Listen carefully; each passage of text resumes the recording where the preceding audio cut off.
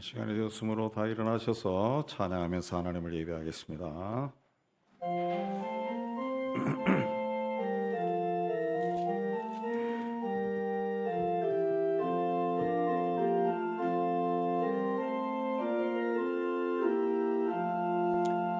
피난처 있으니 환난을 당한 자이리 오라.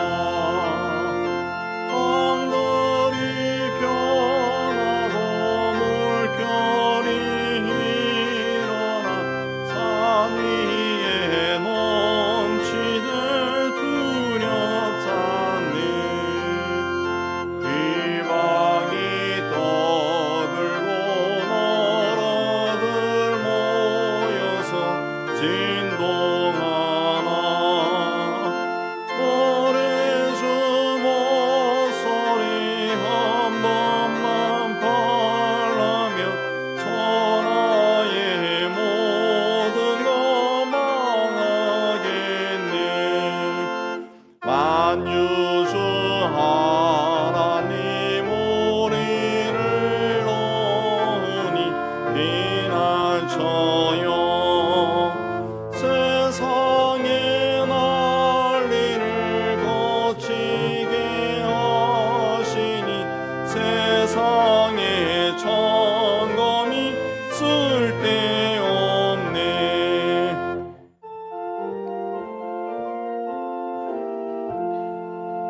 높으신 하나님 우리를 구하니 할렐루야. 괴로움이 심하고 혼란이 극하나 피난처 되시는 주 하나님.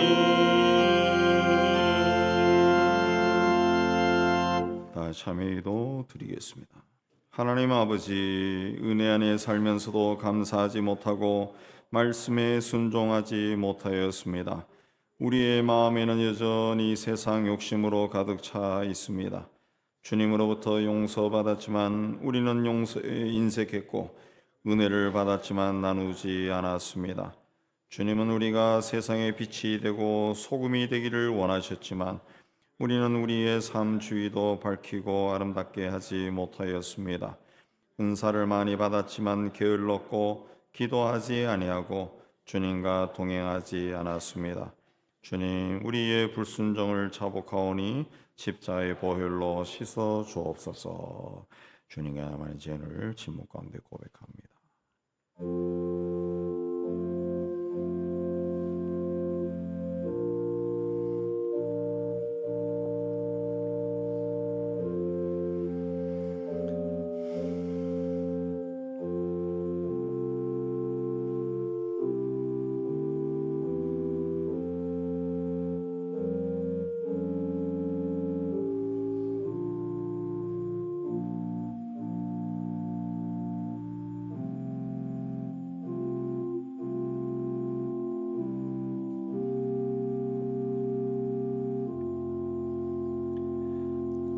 그리스도께서도 단번에 죄를 위하여 죽으사 의인으로서 불의한 자를 대신하셨으니 이는 우리를 하나님 앞으로 인도하려 하심이라.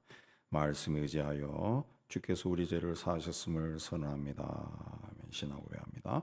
전능하사 천지를 만드신 하나님 아버지를 내가 믿사오며 고음의 아들 우리 주 예수 그리스도를 믿사오니 이는 성령으로 잉태하사 동정녀 마리아에게 나시고 본디오 빌라도에게 고난을 받으사 십자가에 박혀 죽으시고 장사한 지 사흘 만에 죽은 자 가운데서 다시 살아나시며 하늘에 오르사 전능하신 하나님 우편에 앉아 계시다가 저리로서 산자와 죽은 자를 심판하러 오시리라.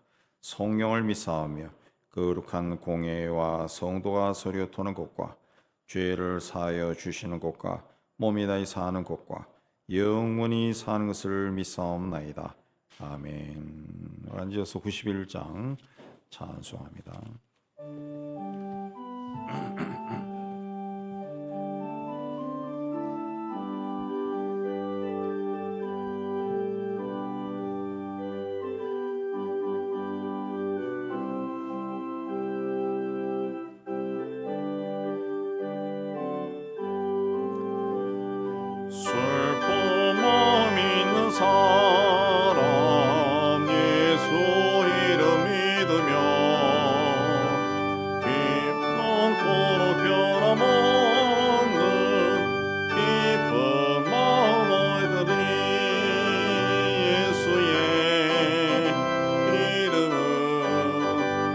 세상의 소망이요 예수의 이름은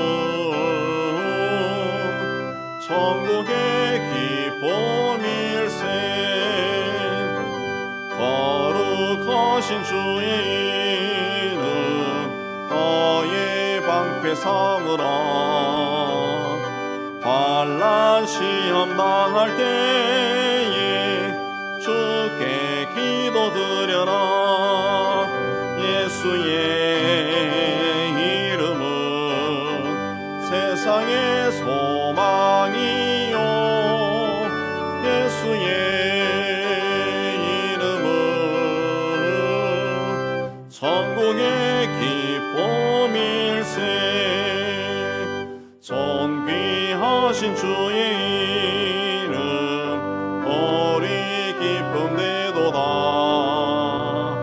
주의 품에 안길 내에 기뻐 찬송 부르리 예수의 이름은 세상의 소망이요 예수의 이름은 천국의 기쁨일세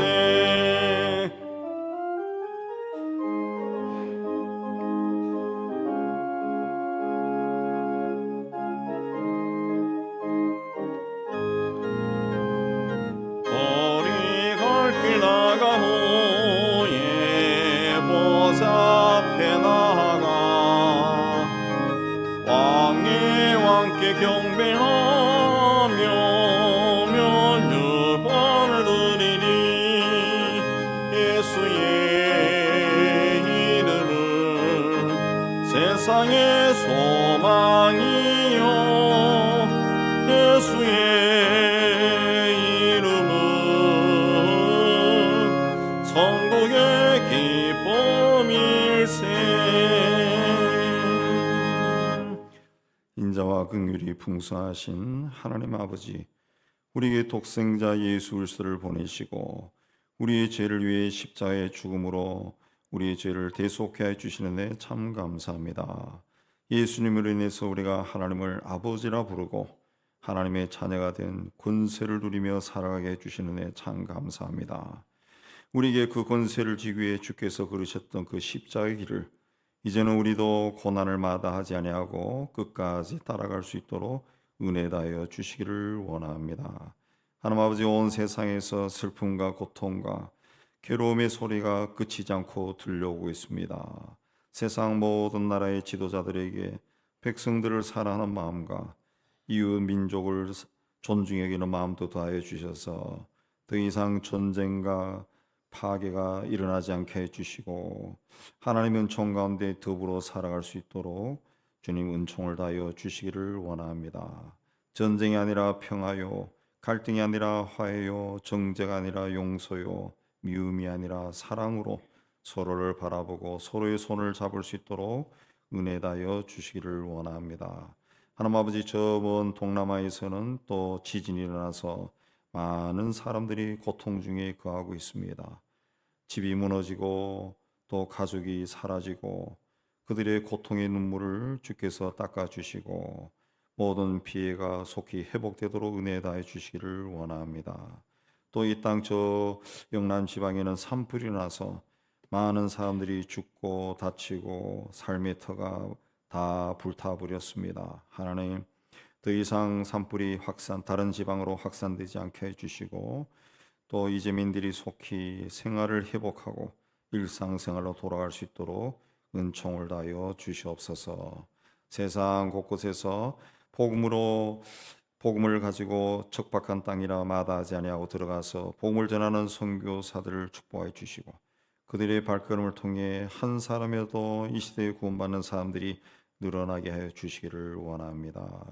온갖 핍박과 생명의 위협 속에서도 그들의 사역을 통해 하나님의 뜻이 온전히 이루어지게 하여 주옵소서. 저 북녘 땅에도 하나님의 긍휼하심이 임하여서 좋은 지도자가 일어나게 해 주시고 개혁과 개방이 일어나게 해 주시고 저 먼 나라에 가서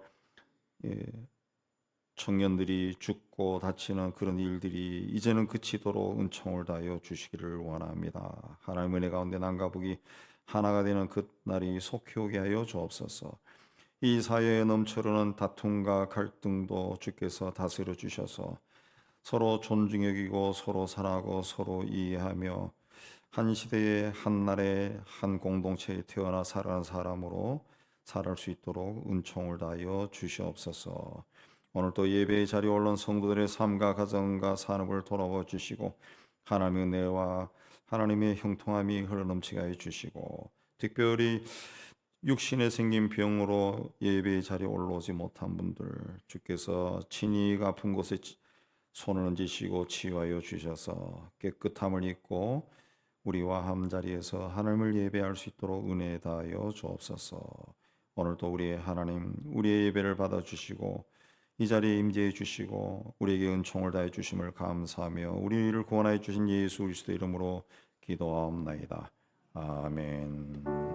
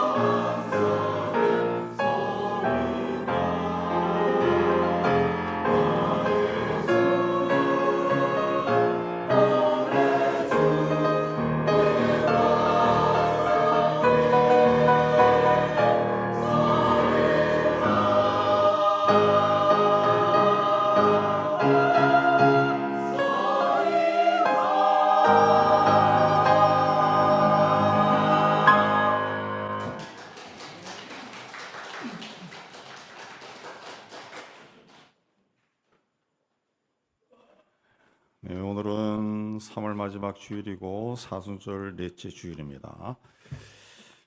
사순절 성경 일가가 주보 예배 순서지 바로 옆에 있습니다. 매일 조금씩 읽으면서 우리를 위해 십자가의 길을 가신 주님의 뒤를 따라가시기 바랍니다. 부활절이 4월 20일인데 세례식이 있습니다. 받기 원하신 분은 사무실을 신청하시기 바랍니다. 몇 분이 신청하였습니다. 이번 주 금요일이 4월 첫째 주여서 연합목장 및 여성교회가 있습니다. 기억하시고 나오시고요. 성경 공부는 4월 첫째 주부터 하는데 오늘까지 신청 마감입니다. 교재 준비를 해야 되니까. 이웃사랑 신방 오늘 오후에 있게 되겠고 당예도 있습니다. 기타 소식 보시고 하나님의 은총 가운데 또 교회 생활을 잘하시고 신앙생활을 잘하시기 바랍니다. 이제 하나님께 드린 예물 봉헌하는 시간 갖도록 하겠습니다.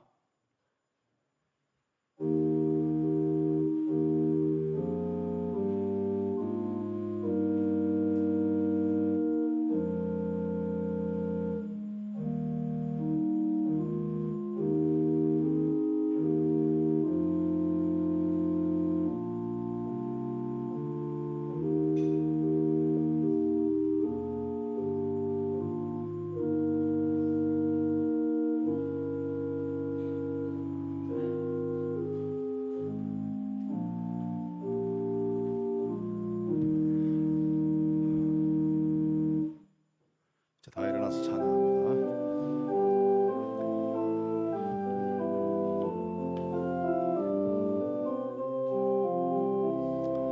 내게 있는 양육 가축게 가져와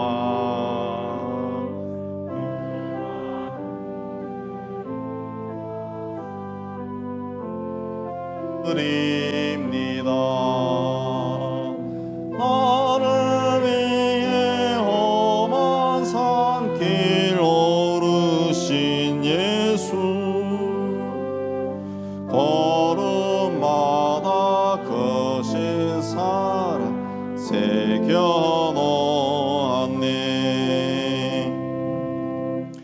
하나님 아버지, 우리를 늘 푸른 초장 실만한 물가로 인도해 주심을 감사하며 주신 일터에서 땀 흘려 수고하고 얻은 것의 11조는 하나님의 크심을 고백하며 드립니다. 땅끝까지로 복음을 전한 일에 우리의 작은 정성으로 동참하며 예수 안에서 범사에 감사하며 감사의 물을 드립니다. 교회와 이웃과 북한을 사랑하며 사랑의 구제연금을 주님께 헌신하며 주일연금도 바칩니다. 주님, 우리가 드린 모든 예물에 우리의 기도와 헌신과 신앙 고백이 있습니다. 기쁘게 거둬주시고 사용되는 곳에서 복음이 전파되고 하나님의 나라가 확장되고 어려운 이웃들이 예수 이름으로 위로받게 하여 주옵소서. 드린 성의들 또 한 주간 세상 속에 살아갈 때 하는 모든 일들이 주 안에서 잘되고 형통하게 하여 주옵소서. 예수님 이름으로 봉헌기도 올려옵나이다. 아멘.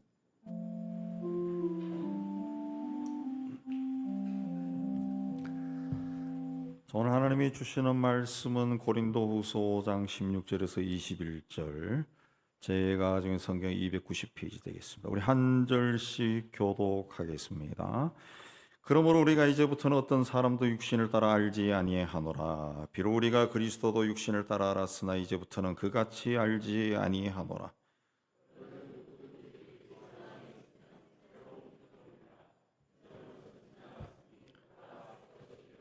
모든 것이 하나님께로서 났으며 그가 그리스도로 말미암아 우리를 자기와 화목하게 하시고 또 우리에게 화목하게 하는 직분을 주셨으니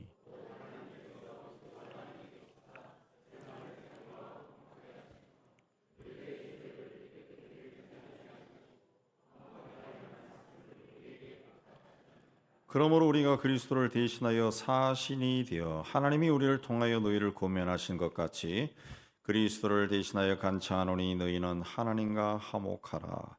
하나님이 죄를 알지도 못하신 이를 우리를 대신하여 죄로 삼으신 것은 우리로 하여금 그 안에서 하나님의 의가 되게 하려 하심이라. 아멘. 기도하겠습니다. 하나님 아버지, 이 시간 말씀을 받기를 원합니다. 전하는 종이나 받는 성도들이 이 자리에 임재하신 성령님의 교통함 가운데 있게 하여 주옵소서. 함께 말씀을 받고 깨달은 것은 삶 속에 실천하여 하나님의 뜻이 우리의 작은 삶을 통해 이루어지는 은혜를 입게 하여 주옵소서. 예수님 이름으로 기도하옵나이다. 아멘. 오늘이 3월 마지막 주일입니다. 이때가 되면 항상 하는 말이 새해가 시작된 지 엊그제 같은데 벌써 3개월이 지났어요. 그러죠? 이렇게 시간이라고 하는 것은 내 의지와는 상관없이 마구 흘러갑니다. 그렇게 해서 아이가 어른이 되고 어른이 노인이 되고 또 때가 되면 세상을 떠납니다. 이런 사실을 우리가 늘 주변에서 보고 듣고 알고 있지만은 그러나 우리 인생은 어쩐지 굉장히 오래 갈 것 같습니다. 죽지 않을 것 같아요. 천년 만년 갈 것 같습니다. 그러나 그때가 언제인지 모르지만 하나님이 부르면은 가야 됩니다. 그래서 전도서에 천하 만사에 다 때가 있다. 범사에 기한이 있고 천하 만사가 다 때가 있다. 모든 일에 다 때가 있다. 예. 젊은 시절이 있는 거고 공부할 때가 있는 거고 또 봉사할 때가 있는 거고 심지어 신앙생활 열심히 할 때도 있는 겁니다. 그 때가 지나가면은 열심히 하려고 해도 할 수가 없어요. 예, 그래서 후회라고 하는 것을 하죠. 후회. 아유, 그때 그렇게 할 걸. 조금만 더 할 걸. 아유, 그때 그 사람이 그렇게 말을 하지 않을 걸. 그때 조금 운동할 걸. 예. 그렇게 못한 것을 후회하고 아쉬워하고 안타까워함. 마태복음 25장에 나오는 어리석은 다섯 처녀는 신랑이 늦게 올 줄 알았습니다. 예. 그러나 신랑이 갑자기 오니까 준비를 하지 못해. 그 잔치집에 들어가지 못합니다. 후회가 일어날 때마다 그때로 다시 돌아갈 수 있으면은 이런 일을 이렇게 후회할 만한 일을 하지 않을 텐데 그런 생각을 참 많이 합니다. 우리의 삶에는 그런 것들이 참 많습니다. 아유, 다시 그때로 돌아가면 내가 그렇게 하지 않을 건데. 근데 인간이 불과 과거를 자꾸 후회한다 해도 불과 몇 분 후에 일어날 일도 우리는 알 수가 없어요. 그런 인간이 과거로 돌아간다 해서 두 번 다시 후회하지 않을 일을 하지 않는다는 보장이 없습니다. 그래서 바울은 에베소 교회에 그런즉 너희가 어떻게 행할지를 자세히 주의하여 지혜 없는 자같이 하지 말고 오직 지혜 있는 자같이 하여 세월을 아껴라. 때가 악하다. 그랬습니다. 때가 악하다. 세월은 봐주는 것이 없다는 거예요. 예, 냉정하다는 겁니다. 그러니까 후회할 일을 하지 말고 때마다 어떻게 해야 할지 자세히 주의하여 살피며 지혜롭게 하라. 지혜롭게 처신해라. 그랬습니다. 오늘 말씀 17절에도 이전 것은 지나갔으니 보라 새 것이 되었도다. 이건 이전 것이라는 것은 때를 이야기하는 것이 아닙니다. 이건 존재론적인 가치관을 이야기하는 건데 이전과 지금의 나는 완전히 다르다는 거예요. 완전히 다르다. 예. 그 근본 자체가 달라졌다. 새롭게 창조되었다. 피조물, 창조물이다. 그런 뜻입니다. 나는 예수 믿었는데도 내가 예수 믿기 전이나 지금이나 별로 달라진 것이 없는데 인물도 그대로고 키도 그대로고 뭐 생활 달라진 것도 없는데 이런 생각 드는 분이 있을 것이고 또 어떤 사람은 그래 나는 예수 믿고 많이 달라졌어 생각하는 분도 있을 거예요. 근데 새로운 피조물이라는 것은 내 성격이 또 내 언어가 내 생활이 바뀌어졌다 그런 뜻이 아닙니다. 그건 예수 믿지 않아도 일어날 수 있는 일입니다. 새롭다라고 하는 것은 말씀드린 것처럼 존재론적인 변화입니다. 예. 피조물이다 하는 말은 그 태초에 하나님께서 천지 만물을 창조하신 것처럼 우리가 그렇게 새로 창조되었다. 완벽하게 다른 존재가 되었다는 거죠. 자, 오늘 말씀에서 그럼 새로운 피조물은 되기 위해서는 어떻게 해야 되고 새로운 피조물은 또 어떻게 살아야 하느냐 살펴보겠는데 첫 번째 뭐라 했습니까? 그리스도 안에 있어야 된다. 그리스도 안에 있어야 된다. 16절에 우리가 이제부터는 어떤 사람도 육신을 따라 알지 아니하노라. 비록 우리가 그리스도도 육신을 따라 알았으나 이제부터는 그같이 알지 아니하노라. 그리 선언합니다. 그 이유가 17절에서 말하듯이 그리스도 안에서 내가 새로운 피조물이 되었기 때문이다 그랬어요. 그리스도 아니다라고 하는 것은 내가 예수를 그리스도로 믿었다는 그 이야기입니다. 예수 믿기 전에는 그 모든 사람들을 육신을 따라 판단했다는, 육신을 따라 세상적인 가치관에 따라 판단했다는 겁니다. 돈이 있냐, 외모 잘생겼냐, 집안이 어떠냐, 학교는 어디 나왔냐, 이런 것들로 봤다는 거예요. 예. 그 육신을 따라 다 봤다는 거죠. 그러나 이제부터는 어떤 사람도 육신을 따라 알지 아니하노라 그랬습니다. 비록 우리가 그리스도도 육신을 따라 알았다. 예수 믿기 이전에는 예수도 인간적으로 세상적으로 판단했다는 거죠. 예. 바울이 그랬다는 거죠. 저 청년이 무슨 말을 하고 지내는 거야. 막 분노가 막 일어나는 거예요. 그러나 회심한 후에는 이제부터는 그같이 알지 아니하노라.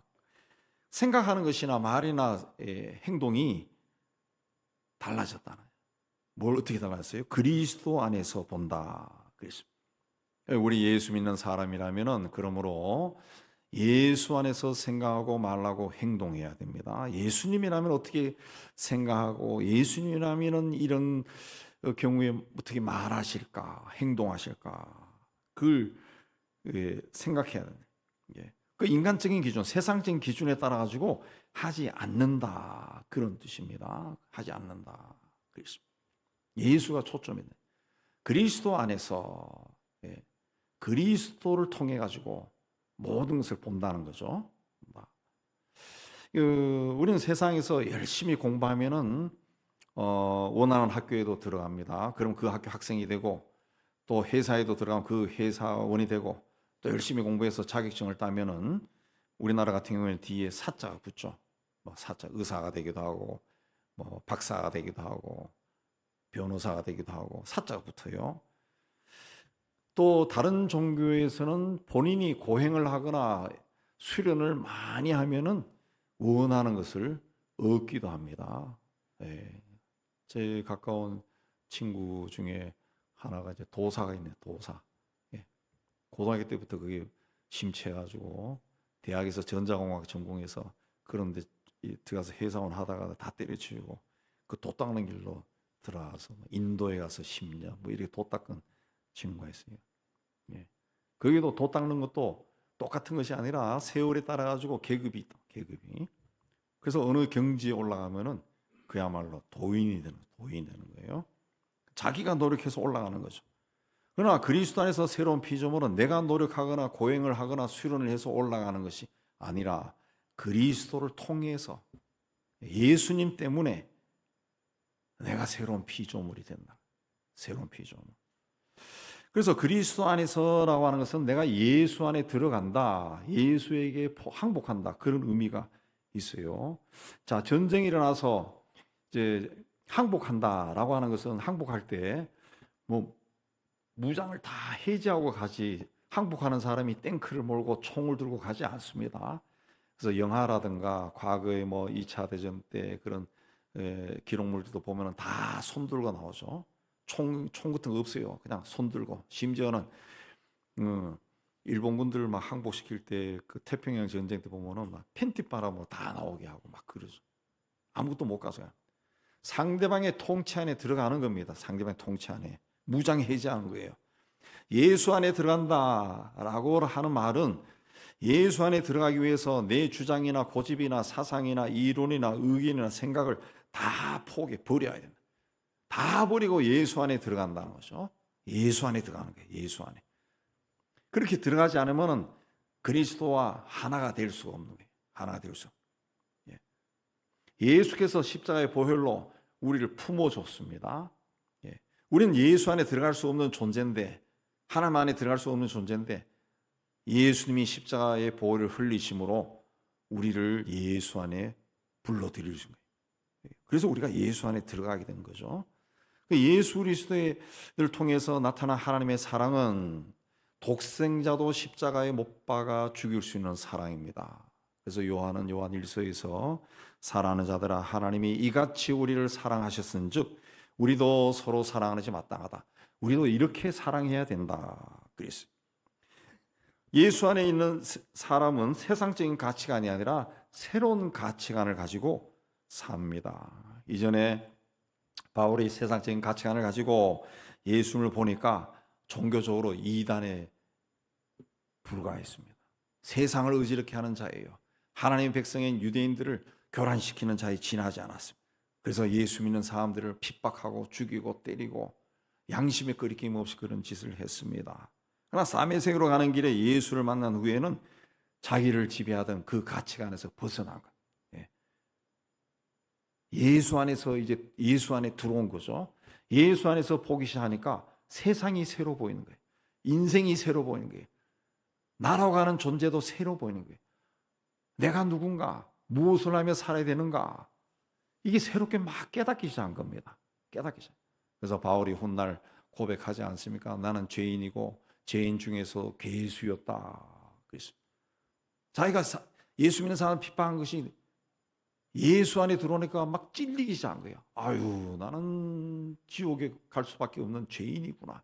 괴수구나, 괴수. 부끄러워지지 시작. 예수 밖에 있었을 때는 자기가 하는 일이 정정당당하고 가장 멋있는 일이고 사나이다운 일이고 하나님께 충성한 길이라고 생각했지만은 예수 안에 들어와서 보니까 이거 잘못된 거예요. 그래서 그는 아마도 평생 회개하는 마음으로 가정을 꾸리지 않고 평생 험한 지역 마다하지 않고 고난을 당하면서도 복음을 전하러 다닌 것으로 보여요. 예수를 그리스도로 믿는 내가 새로운 피조물이 되면은 나의 지성과 감성과 의지와 영성이 새롭게 변하는 겁니다. 그 변화는 내가 그리스도 안에 있어야 된다. 교회를 오래 다니고 기독교인이라고 이력서에 쓴다 할지라도 그리스도 안에 있지 않으면은 그 가치관은 변하지 않습니다. 변하지 않아요. 아유, 그러면 나는 어떻게 하면 변화가 일어날까요? 말씀드린 것처럼 예수님이라면 어떻게 할까? 항상 내 생각, 내 행동, 생활, 그 제일 앞부분에 예수님이라면 어떻게 하실까? 그걸 넣어서 생각해 보세요. 그 그리스도 안에 있을 때 새로운 피조물이에요. 그리스도 밖에 있으면은 나는 기독교인이다 말해도 그거는 새로운 피조물이 될 수가 없어요. 새로운 피조물은 하나님이 예수 안에 있는 자들을 새롭게 완전히 새로 창조하는 겁니다. 창조하는 것. 우리도 그리스도 안에서 새로운 피조물이 되어서 하나님을 기쁘시게 하고 하나님이 기뻐하시는 그 길로 가기를 주의 이름으로 축복합니다. 그 다음에 새로운 피조물은 하나님과 화목한 존재입니다. 18절을 새벽 언약으로 읽으면 하나님께서 그리스도를 내세우셔서 우리를 자기와 화해하게 하시고 또 우리에게 화해의 직분을 맡겨주셨습니다. 이 화목이란 말은 좀 옛스러운 말이고 요즘으로 많이 쓰는 말은 화해죠. 화해. 화해는 사랑으로 받아들인다, 그런 뜻입니다. 여러 가지 문제가 있고 그래도 그 따지지 않고 사랑으로 그냥 품어준다, 그런 뜻입니다. 그 원문이.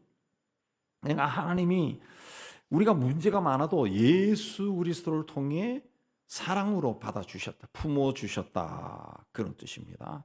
근데 이 화해라고 하는 말은 이전에는 그 화목한 관계가 아니다, 불화했다, 그런 뜻이 있죠. 불화했다 그랬습니다. 예. 그러니까 하나님과 인간이 이전에는 굉장히 관계가 안 좋았다는 거죠. 관계가 안 좋았다. 하나님과 인간이 관계가 안 좋으면 떨어져 있으면 어떻게 됩니까? 하나님은 생명이에요. 떨어져 있으면 하나님부터 생명을 공급받지 못해요. 그래서 인간은 죽을 수밖에 없는 존재가 된 겁니다. 예. 고통을 받을 수밖에 없는 존재가 된 거죠. 근데 그리스도로 인해 가지고 우리가 하나님과 화해한 겁니다. 하나님과. 예. 그래서 하나님을 아버지라 부르고 우리는 하나님의 자녀가 된 거예요. 하나님과 다시 친밀해진 겁니다. 친밀해진 거예요. 예. 그러니까 아버지라고 하는 말 자체가 아주 친밀한 관계라는 그런 뜻이에요. 친밀한 관계. 우리는 그 세상 태어나서 그냥 아버지, 어머니, 아빠, 엄마하고 사니까 그렇고 그런 거다. 그런데 그 고아로 있었던 사람들이 그 하는 거 들으면 그 아버지와 어머니라고 하는 말이 그게 평범한 말이 아니에요. 평범한 말. 어떻게 입양했을 때 혹은 양자가 되어서 누구 집에 들어가서 처음으로 아버지라고 불렀을 때, 어머니라고 말을 했을 때 막 가슴에서 막 푹받치는 감정이 생기더라, 그런 말을 합니다. 그러니까 우리는 이제 하나님으로부터 생명을 공급받지 못해 죽을 수밖에 없는 존재였는데 예수를 인해 가지고 하나님을 아버지라고, 그리고 죽은 이후에는 하나님이 계신 천국에 가서 영생을 누린다. 그 영생이라고 하는 것도 예수를 믿는 것이 영생이다. 그런데 그러면 예수를 믿는 그 순간부터 우리는 영생을 소유한 자입니다. 그 죽어도 죽는 것이 아니라 영생이죠. 그래서 천국으로 가는 문을 열고, 강을 건너 문을 열고 그냥 들어가는 거죠. 그래서 그 개념이 많이 퍼진 후에 이제 천국 환송이다 그렇게 하죠. 문을 열고 먼저 가세요, 그런 것이. 자, 하나님을 가의 화해를 가장 잘 설명하는 것이 주님께서 누가복음 15장에서 예로 들었던 탕자의 비유입니다. 탕자는 아버지에게 유산을 미리 나눠달라고 요구해서 먼 나라 가서 허랑방탕에 살다가 빈털터리가 되어서야 비로소 자기 잘못을 깨닫고 아버지에게 돌아갑니다. 그런데 그가 아버지에게 돌아갈 때 아버지가 먼 거리에서도 아들을 알아보고 달려가서 목을 껴안고 입을 맞춥니다. 환영합니다. 아들을 있는 그대로 어떤 조건을 따지지 않고 그대로 받아줬어요. 아들이 행한 것은 아버지에게 돌아간 것밖에 없어요. 그래서 아버지와의 관계가 온전히 회복된 겁니다. 우리가 해야 하는 일도 예수께서 우리 죄를 십자가에서 대속하셨다라는 것을 믿고 하나님께 돌아가는 거예요. 그러면은 하나님과 화해가 이루어져요. 하나님의 독생자가 십자가에서 죽은 사실 자체가 엄청난 사건이기 때문에 우리가 예수를 통해 가지고 하나님께 돌아가면 하나님은 받아주신다. 화해가 되는 거예요. 뭐 값을 치르고 화해하는 것이 아니라 그대로 화해가 되는 겁니다. 출애굽한 이스라엘 백성이 40년 광야 생활을 거쳐 요단강을 건너 가나안 땅에 들어가서 제일 먼저 행한 것이 뭡니까? 그러면 믿음 좋은 사람들은 예배 그러겠지. 예배가 아니에요. 뭡니까? 할례입니다. 할례. 이스라엘 백성들이 할례를 하고 상처가 낫기를 기다릴 때 하나님께서 여호수아에게 내가 오늘 애굽의 수치를 너희에게서 떠나가게 하였다, 그런 말을 했어요. 말이 좀 이상한데, 내가 애굽의 수치를 오늘 너희에게서 떠나가게 했다. 애굽에서 어떤 수치가 있었습니까? 400년 동안 애굽 사람들의 종으로 살았어요. 얼마나 부끄러웠을까? 떠나가게 했다. 우리가 일본에 그 합병당해 가지고 아주 비참한 그런 지경을 보냈지만은 그 일제가 들어와서 초기에 행한 것이 이제 그 호적 만들기라 그래요. 호적. 그때 이제 호적붐이 일어나 가지고 그 우리나라 전역에 이제 호적이 없는 사람들이 호적을 만들고 그랬죠. 그래서 다 세대주가 되고 호적을 갖고 이름을 갖게 되고 성을 갖게 되는데, 그때 그 미안하지만은 이 나라에서 오랫동안 상민으로 있던 사람, 남의 집 종으로 있던 사람, 머슴으로 있던 사람, 개똥이 소똥이 이렇게 부름받던 옥천대 김천대로 불렸던 사람들이 이름을 가지게 된 거지. 그때 많이 사용했던 이름이 그 당시 권세 있는 이름, 조선시대 권세 있는 이름이 뭡니까? 김씨, 이씨, 권씨 아닙니까? 그 이름을 많이. 그렇다 해가지고 김이 권씨가 그런 계통이라는 건 아니에요. 그 이름을 많이 가졌다. 그게 뭡니까? 그때부터 그 사람들이 막 긍지를 가진 거예요. 긍지를. 아, 우리 왕족이야. 우리 안동 김씨야. 막 이랬다고. 그게 뭐예요? 오랜 세월 동안 조상 때부터 막 짓눌려 살았던 쌍놈, 종살이 했던 사람, 머슴, 빽정, 이런 게 이제 벗어난 거죠. 아, 우리 조상이 우리 전주이시 아니야, 왕족이야. 긍지를 가지게 되었다는, 긍지를. 하나님이 할례를 통해 가지고 그 애굽의 수치를 떠나가게 했다는, 애굽에서 400년 살면서 또 뭐가 했습니까? 우상을 숭배했어요. 우리 출애굽할 때 10가지 재앙을 이뤘는데 그게 다 우상 아닙니까? 애굽 우상. 그게 찌들어 있었어요. 또 고된 생활을 하다 보니까 원망과 불평이 그냥 막 습관처럼 돼 있어요. 그런 과거에서 벗어나게 했다. 그리고 이제부터는 뭐냐? 하나님의 백성이라. 하나님의 백성. 너희는 이제 하나님의 백성이라는 것이, 양반이라는 거예요. 귀족이라는 거예요. 이제 다시 시작하자. 이 땅에서, 내가 너에게 준 이 땅에서 다시 시작하는 거야. 내가 애굽의 수치를 오늘 너에게서 떠나게 하였다. 그래서 그 할례를 받은 땅 이름이 길갈입니다. 길갈. 길갈은 굴린다는 뜻이에요. 굴린다. 이 길갈에서 할례를 통해 가지고 지금까지의 모든 과거를 다 굴러버렸다. 굴러서 없애버렸다.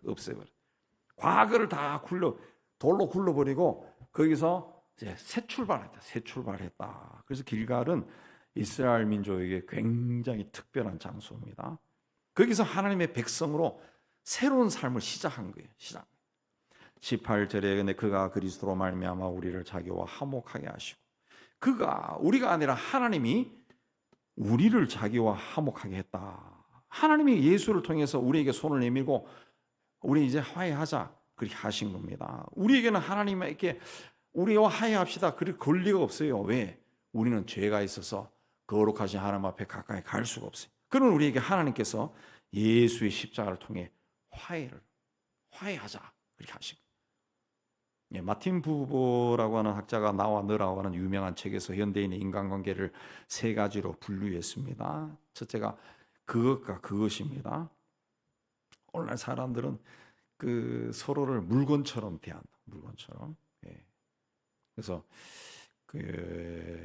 지금 미국에서 트럼프가 막 공무원들 막 해고하잖아요. 막 눈물을 쏟고 막 나오고 하는 거 나오는데 우리나라도 그러잖아요. 막 몇십 년 동안 그 회사를 위해 충성했는데 어느 날 갑자기 책상을 빼는 일이 일어난 거예요. 모욕을 느끼고 막 그러죠. 사람을 물건 취급하는 겁니다. 물건 취급. 부속품으로 취급하는 거죠. 부속품. 또 하나의 관계는 나와 그것입니다. 상대방이 나를 아무리 그렇게 물건으로 취급해도 나는 그를 인격적으로 대하는 겁니다. 세 번째는 나와 너입니다. 나는 너를, 너는 나를 인격적으로 대하는 거예요. 예. 근데 부부는 그런 말을 합니다. 내가 당신을 인격으로 믿어주고 당신이 나를 인격으로 믿어준다고 해도 인간이 워낙 연약하기 때문에 그 관계가 깨어질 위험성이 있다. 그래서 나와 너 사이에 하나의 촉매제가 필요한데 이 촉매제는 영원한 당신이신 예수 그리스도다. 그랬습니다. 하나님과 나 사이에 예수 그리스도가 있어야 하나님이 우리의 아버지가 되고 우리가 그분의 자녀가 되고 긴밀한 관계가 유지가 된다. 예. 나와 이웃 사이에도 예수 그리스도가 있어야 서로를 신뢰하는 관계가 된다는 겁니다. 그래서 우리가 같은 그리스도인끼리 그리스도 공동체 안에서 신뢰를 해치는 그런 일을 하면 안 됩니다. 거짓말을 한다든가. 그거는 하나님을 모욕하는 게 되어버려요. 우리를 그렇게 하나가 되기 위해서 예수께서 화목 제물이 되셨다. 네. 우리를 하나님과 이웃과 화목하기 위한 제물이 되셨다. 그랬어요. 새로운 피조물로서 우리는 화해를 하는 삶을 살아야 됩니다. 화해. 이게 그리스도인들이 세상에 전해야 되는 메시지고 교회가 세상 속에서 실천해야 되는 메시지입니다. 그래서 성경에 화평하게 하는 자는 복이 있나니 그들이 하나님의 아들이라 일컬음을 받을 것이다. 그랬어요. 그래서 우리는 이 화해의 정신, 나는 그 세상 사는 동안 세상 모든 곳에서 내가 살아가는 그 자리에서 화평케 하는 직무를 받았다. 예. 화평케 하는 직무를 받았다. 예. 화평하게 하는 자는 복이 있나니 그들이 하나님의 아들이라 일컬음을 받을 것이요 라는 말씀처럼 이웃과 이웃도 화해시키는 그런 일을 해야 되겠다. 그런 마음의 결심을 하고 살아야 됩니다. 예수께서 우리와 하나님과의 관계를 화해하기 위해서 스스로 제물이 되어 십자가에서 죽었습니다. 이제는 우리도 이 화해의 십자가를 지고 세상 속에 들어가서 세상과 하나님을 화해시키는 귀한 직분을 잘 감당할 수 있도록 주의 이름으로 축복합니다. 세 번째 새로운 피조물은 그리스도의 사신으로 살아야 돼요. 20절에 그러므로 우리가 그리스도를 대신하여 사신이 되었다. 사신이라는 것은 보냄을 받은 신나라는 뜻으로 옛날 군주시대의 용어죠. 오늘날에는 대사, 공사, 이 외교적인 언어로 그렇게 이야기합니다. 대사는 한 나라를 대표하는 자입니다. 로마 제국 시대에는 그 황제의 사신이 황제의 명을 받아 그 로마 제국 그 다 도시를 통치하는 도시 국가니까 그 도시를 방문한다 그러면 그 도시를 다스리는 이 책임자가 그 도시의 왕이 되겠죠. 왕이나 뭐 봉건 군주가 자기 모든 부하를 데리고 성문 앞에 나와서 황제의 사신을 맞이했다. 왜?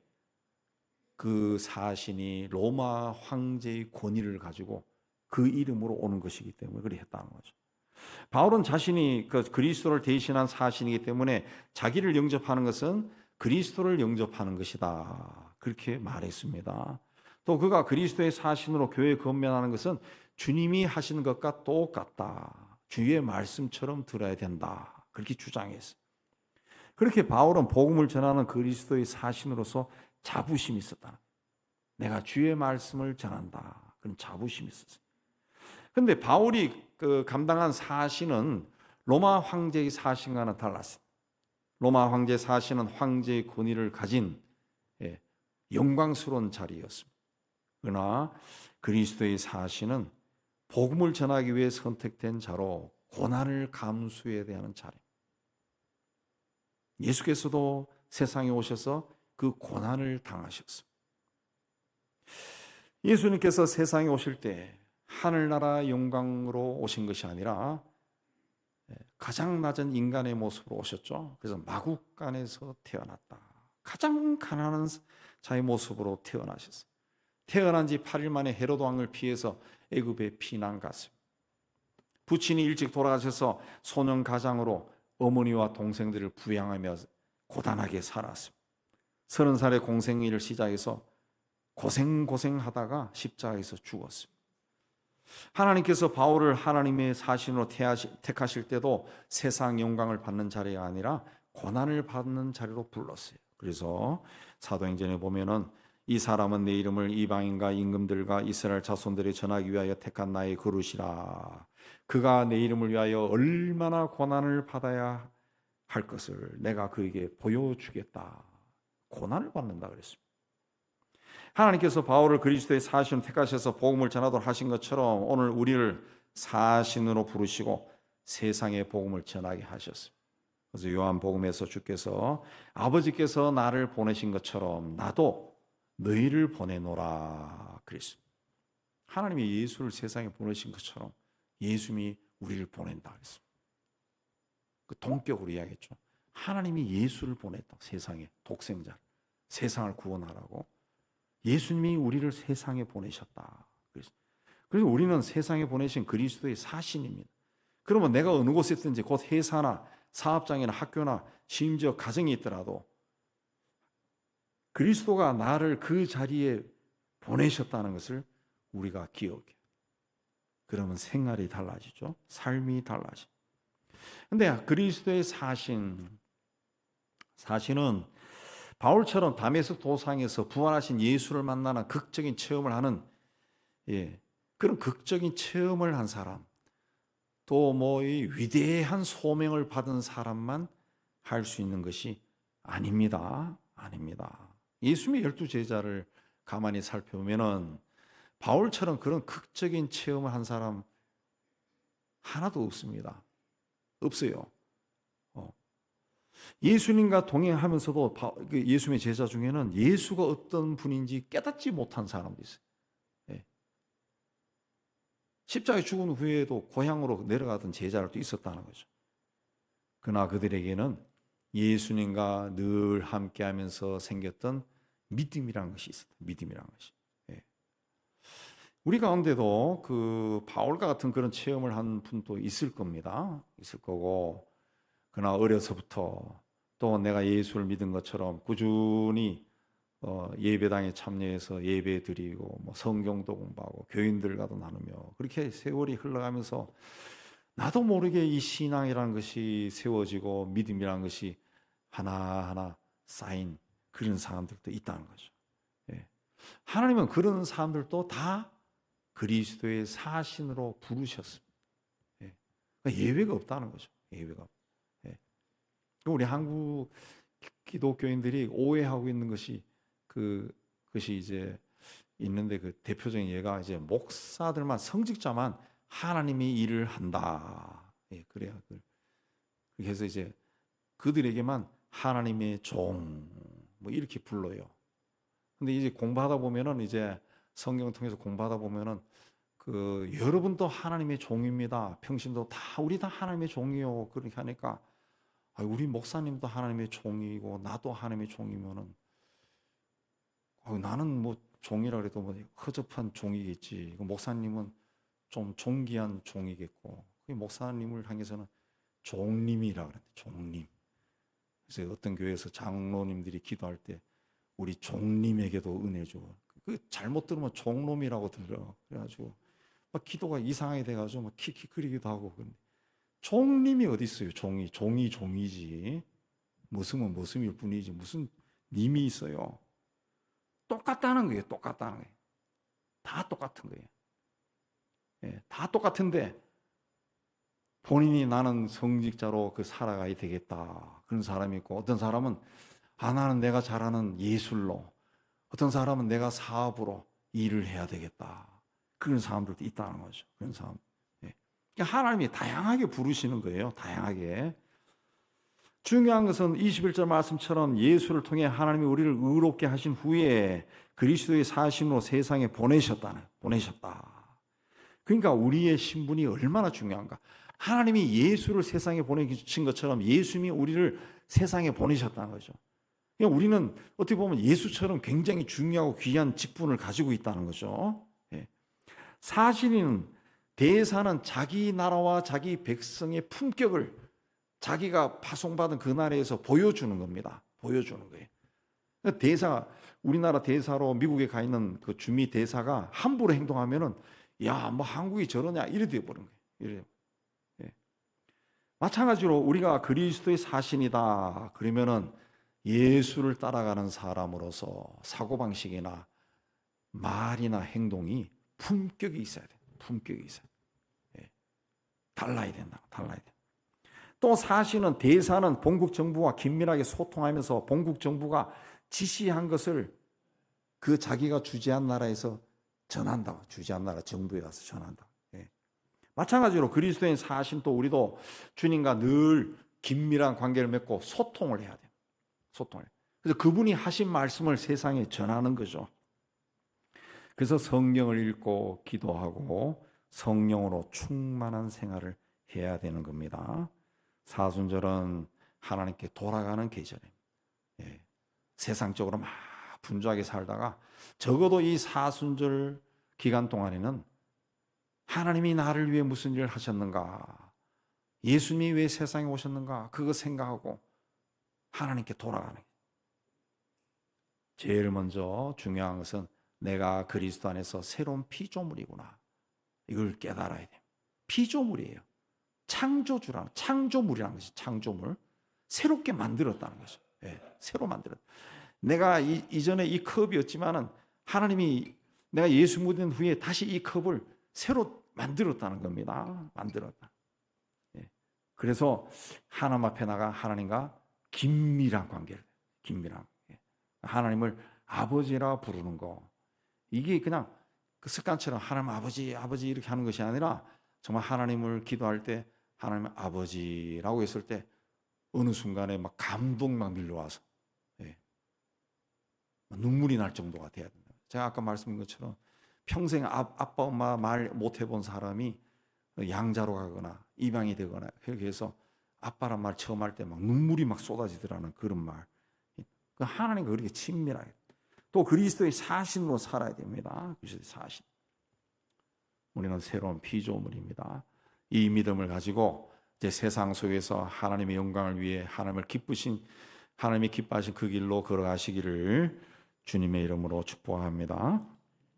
하나님 아버지, 우리는 새로운 피조물입니다. 그냥 예수 믿고 사는 자가 아니라 완벽하게 하나님께서 새롭게 창조한 존재라는 것을 다시 한번 깊이 깨닫고 거기에 걸맞는 삶을 살아갈 수 있도록 은혜 다하여 주옵소서. 어떤 일을 만나도 좌절하거나 무너지지 아니하고 하나님의 피조물로 당당하게 일어나서 하나님의 손을 잡고 일어나서 앞을 향해 나아가고 전진하는 믿음의 삶을 살아가는 저희가 되도록 은혜에 다하여 주옵소서. 예수님 이름으로 기도하옵나이다. 아멘. 우리 436장 찬송합니다.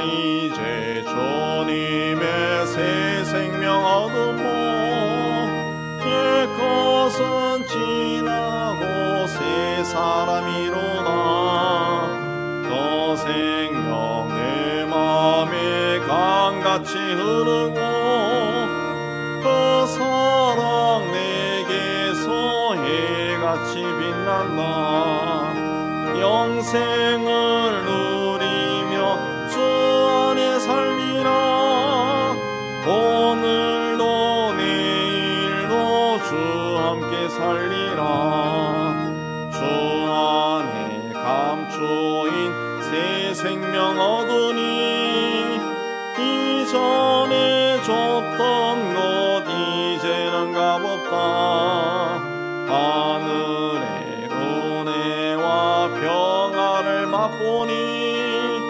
찬송과 기도로 주 함께 살리라 영생을 누리며 주 안에 살리라 오늘도 내일도 주리라 산천도 조목도 새 것이 되었고 죄인도 원수도 친구로 변한다 새 생명 얻은 자 영생을 누리니 주님을 모신 맘 새 하늘이로다 영생을 누리며 주 안에 살리라 오늘도 내일도 주 함께 살리라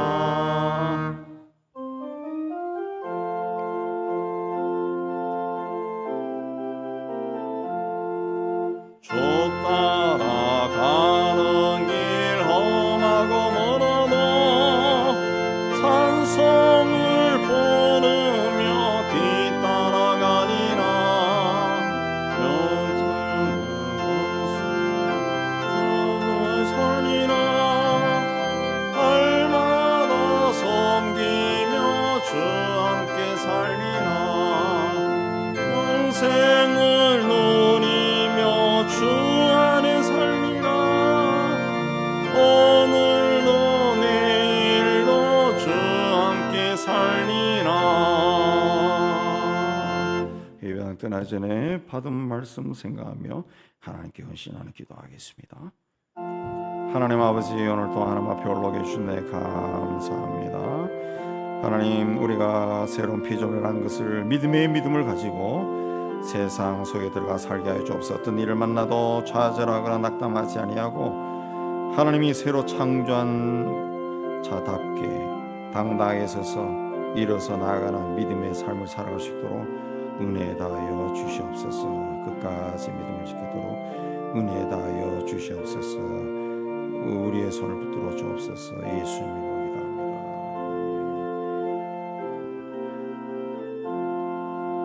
우리 세상의 희망을 선포합니다. 시작. 하나님의 희망을 보리라.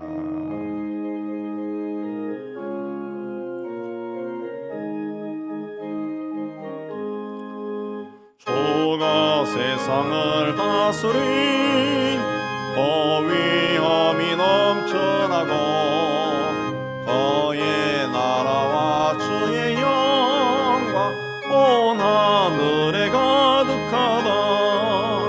저 흉악한 마귀의 머리 다 멸망케 하시는 수 이 찬양을 주께 드리니 큰 영광을 받으소서. 주가 권능의 손으로서 이 세상을 창조하니 그의 놀라운 창조 솜씨 만 백성이 경탄하네.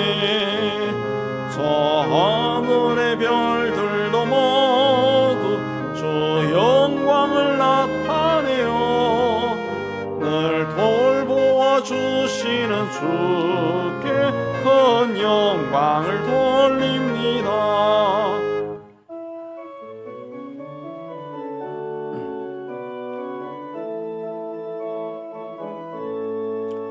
주가 세상의 피조물을 인간에게 다 맡기고 순종하라는 말씀으로 그 권위를 주셨도다. 온 땅 위에 주님의 위엄 늘 넘치며 가득하니 그 나라와 주님의 영광 온 천하에 찬란하다. 여호와는 내게 복을 주시고 오늘을 지키시기를 원하며 여호와는 그 얼굴을 내게 비추사 은혜 베푸시기를 원하며 여호와는 그 얼굴을 내게로 향하여 드사 평강 주시기를 원하노라. 이제는 우리 주 예수 그리스도 내와 하나님 아버지의 사랑하심과 성령의 교통하심이 주의 몸된 교회와 세상 속으로 터지는 하나님의 자녀들 위해 이제부터 영원까지 함께 있을지어다. 아멘.